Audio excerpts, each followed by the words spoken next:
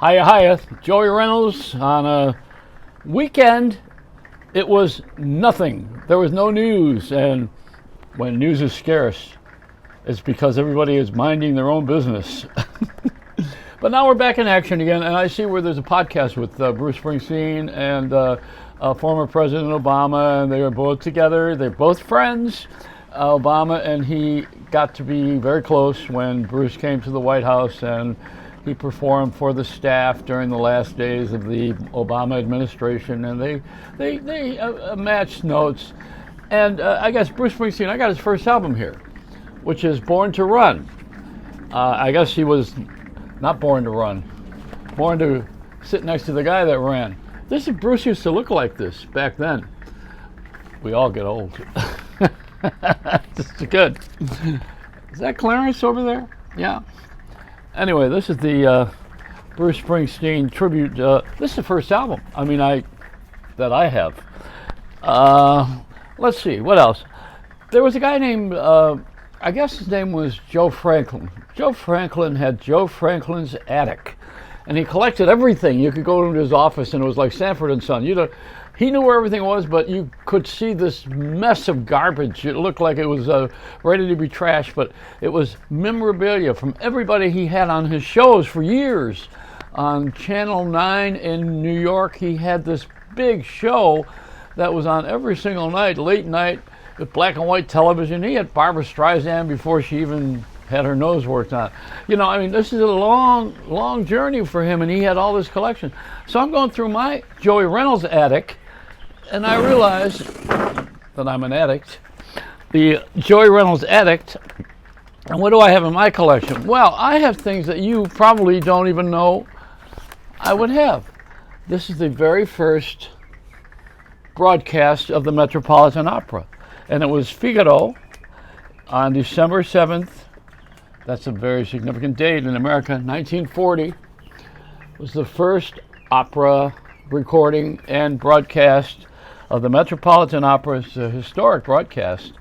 And I have even the libretto, the thing that we should have for the internet. We're missing a libretto, we're missing Casey Kasem, we have no direction from anybody. Oh, this is the very dashing and handsome Figaro. Well, it figures. Oh, you gotta know that this is very valuable stuff here. The Bruce Springsteen album. Bruce went to Freehold High, and so did my ex-wife. She was there. I went to the reunion class 1 year, and what they did was they took all of the pictures from the yearbook and they put them onto a matching card that you wore on your chest, so everybody who years later would know who you were based on your yearbook picture. And I didn't go to school there, but I went to the thing with my ex-wife who went to school with Bruce Springsteen. And matter of fact, her first husband was in the band. Tony Bertolotti played horn before Clarence in the Bruce Springsteen band. But I was there at this reunion, and I took on one of the little plaques that you put on your chest. The one I chose was Willie Giles as a black guy. And everybody was commenting when I went into the hall of how much Willie have changed. I said, yeah, but my basketball got real good. But, we had a lot of fun. And Bruce was there in that town that had a lot of, Freehold's an interesting town. You could smell the Nescafe coffee coming from the west. Whenever it rained, the coffee was being brewed there. And the whole town smelled like coffee when the wind was out of the west. And also like horseshit when, because of the racetrack. That was another blend. Oh, you don't want that blend. So what do I have here? Oh, wow. Look at this. I've got recordings. I don't know. I didn't save a lot of stuff. But in my collection, I have a Victrola. Humoresque. Yeah, boy, that's the story of my life. And this is an actual 78 RPM recording made out of wax. They used to use wax before they got to the vinyl here. And let's see, what do we got? Oh, I have something that you probably didn't even know existed unless you were working for Wayne Newton like I was, and that was the first star-shaped disc in history. And this is Playable. It was called, let me see if I can open this thing. It seems like I've had this for a long time. Well, I guess I have. And is it cemented in here? No. All right. This is the original. I was the president of the company. Wayne Newton's star-shaped disc.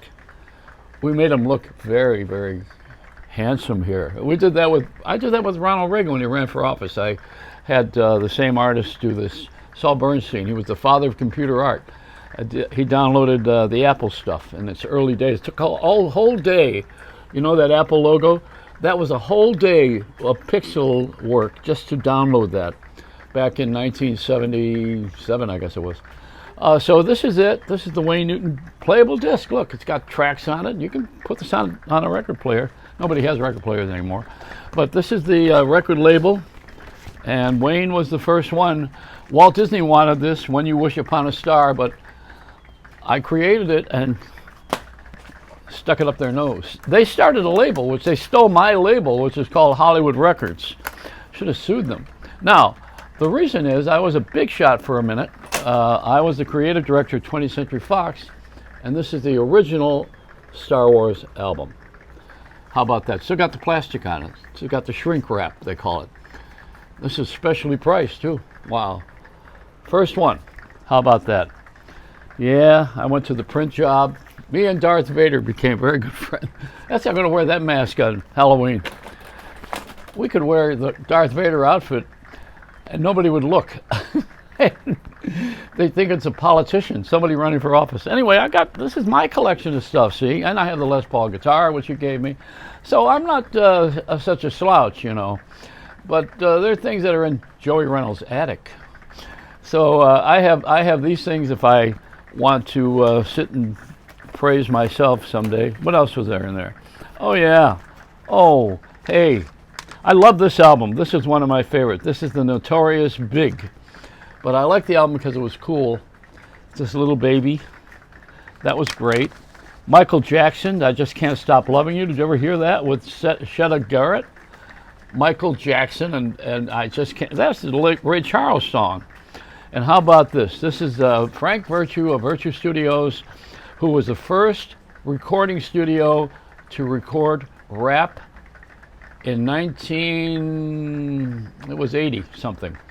And on Broad Street in Philadelphia, Virtue Studios, and he had a hit record years ago. Frank Virtue had a hit record called The Virtues. It was called The Guitar Boogie Shuffle. And he had a house in Pennsylvania that was shaped like a guitar. But who knew? You had to fly over it to see it, the design. You wouldn't see it from the street. You wouldn't know it was a guitar-shaped house.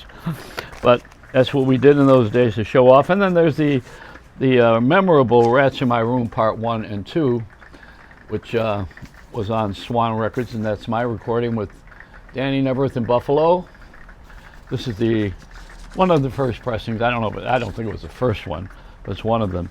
So I have quite a collection of things, and then I threw everything else out. My way to, let's see. What else do I have? I don't know. Some of the stuff is just, oh yeah, I love myself when I had this picture when I was going to die and meet God. I wanted God to take me away from WOR because it was hell. I said, take me out of there. Then I got my daughter when she looked like she was in prison. She was going to a school for troubled teens. She looked like she was incarcerated. That one daughter. The other daughter looked like she bought the world. I don't know. We have had quite beautiful lives. Everybody has a story. Everybody. What's really happened, go back to the Bruce Springsteen thing. He and Obama, I'm surprised. My instincts are that he would be very Republican because of Ronald Reagan. But I guess, see, ideology has replaced theology. We had a country that was based on all the Ten Commandments and what we learned in church, what we learned in the Bible, whatever religion you were, was the theocracy, based on what we all had our idea of what God wanted us to do. And whether it was in the Quran or wherever it came from, it was even the Buddha, it was about treating others as you want to be treated yourself. And so we had a theology, and everybody worked that way. And all of a sudden, now we're into ideology. Now, now we want everybody to be the way we are, and we want the different people to go away, and we don't want to take anybody in anymore, and we're selfish and self-centered. And, that's another thing, self-centered fear. It's the fear that I won't get what I want and the fear that I will lose what I have. That's what fear is based on. So, we are philosophical. I was just there for a minute, and I wanted to mention to you on the way out the door here, as it hits me on the ass, let a smile be your umbrella, but don't get a mouthful of rain.